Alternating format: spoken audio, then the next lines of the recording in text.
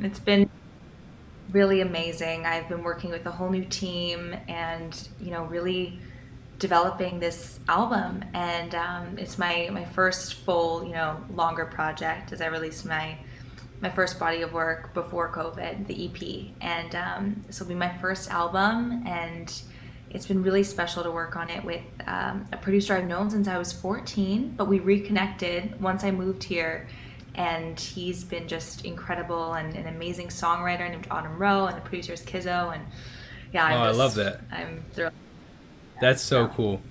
So let's give a little backstory. I did a little research. You started. You mentioned going to Cali when you were 13. You started with Disney actually, and you've done a lot of things. Being with yeah. Disney, working and being in some movies, and then also now releasing your own stuff. So, how did you get involved? If you don't mind going back to the younger ages, how did you get involved with Disney? How does that happen? Yeah, well, I always credit growing up in New York City as, the reason why I got my start so young, given I would sign up for acting classes, vocal courses, and a lot of times at these types of classes, agents and managers would come to end of year showcases. So when I was 7 years old, the acting class I was in had a showcase where agents and managers came, and I ended up getting signed to my first agent and started doing work just locally and commercials and other print work. And then eventually I auditioned with Disney, and that is the story That's wild. there. But they had supported after doing their program, the next big thing when I was 13. The years following, they were just huge champions of me and my music, touring me for several years after that until like they recently closed during COVID. Radio Disney and had shut down, which was like an end of an era to me. But they have been really, really big champions of my music, and I so appreciate them really propelling my career. That's really fascinating that you say that actually, because I've heard quite a bit from the other side of the coin that people hated working with Disney. Oh, I loved it, and I really think that they shaped me into like the person I am today, and my work ethic, and how I prioritize, and my values. I think so. I really I do appreciate it. And it was like I mean, I grew up watching Disney Channel when I was like little. My sister and I would say our names, and you do the thing with the like a wand, and to have it actually happen was surreal. I actually did a TikTok series over COVID about like the truth about being on Disney Channel, and it was so sentimental to like go back down memory lane and revisit a lot of those moments, because I don't usually like, I'm in such a different place and I'm thinking about so many other things that like to revisit that was really, really special because it was a special time. Yeah, not many people could say that they were on Disney, and then not many people could say that they enjoyed it. So I'm really happy for you. A lot of these haters like Disneyland, Disney World, it's the most magical thing ever. Hey, I can't speak on it because I've never done that, but I really appreciate the fact that you did enjoy it. That is really cool.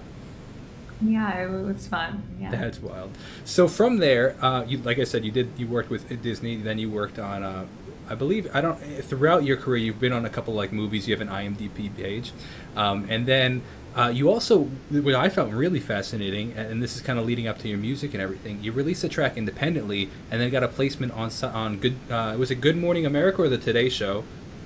Yeah. The Today Show. Elvis Duran's Artist of the Month, and at that time that was very exciting. I had just graduated high school, and I was taking a year between high school and college before I had started, and really just delving into my music project and writing with new producers and figuring out what I wanted to say and just being more confident as a writer and everything. And I had made that song in London, and we had finally released it, and I ended up getting chosen as Elvis Duran's Artist of the Month, Kiss FM's Next Up Artist at that time, and it was really exciting to realize that being vulnerable and writing about my experiences and opening up that way, and having the confidence to do so could really pay off, and it was super rewarding. Yeah, absolutely. That's pretty remarkable. I'm, that's the dream for every artist to play on these shows or be on these talk shows or so. It's being able to realize it at a relatively young age is, it's up from there. So that's pretty remarkable. Yeah, no, it was definitely exciting, and it definitely, helped me craft the rest of my EP that I made following that song, and just gave me that strength to be open and honest in my storytelling, because that's really what connects with others and helps people feel more seen. It's what I want to do with my music. Absolutely. It's so funny when you're in, whatever season of life it is. We sometimes think that we're all so alone, but it's especially in songwriting. That's why I think these songs connect with people is when people are vulnerable. They realize, hey, I'm actually not alone. But even the songwriter too, we think that we're alone sometimes in some things, and then we put it out there, and people are like, oh, I've been struggling with that forever, or that person did that to me, or you know. It really just helps like everyone involved. So it's a beautiful thing, and I think it's so special being able to do this again, because you might be so different from the people around you, come from all walks of life, but you get together and can connect over this human experience, and a song can really bring that about, that connection, because we may think we're all really different from each other, but those 3.5 minutes or however long, 10 minutes if you're listening to All Too Well, Taylor Swift, can really make us realize we're not as different as we like to believe. Yeah, absolutely. So, what made you recently signed with Sony? So, what made you go over the independent route and then end up deciding to sign with Sony? So the imprint of Sony Red that I had signed to, really, I had presented basically my EP that I had been developing after that single, One More.